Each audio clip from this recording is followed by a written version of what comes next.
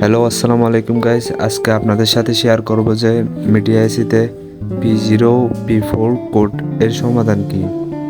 এই P0 P4 error code কেন আসে মিডিয়া এসিতে।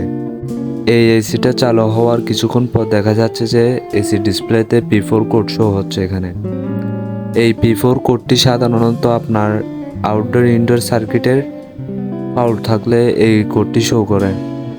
এখন আমরা প্রথমত এই ইনডোর সার্কিটটা চেঞ্জ করে দিব। চেঞ্জ করার পর যদি সমস্যাটা সেম সমস্যা আবার দেখা যায়, তাহলে আমরা আউটডোর সার্কিটটা চেঞ্জ করে দেব। আপনারা এই ভিডিওটা পুরোটাই দেখবেন এবং স্কিপ করে করে দেখলে কিছুই বুঝতে পারবেন।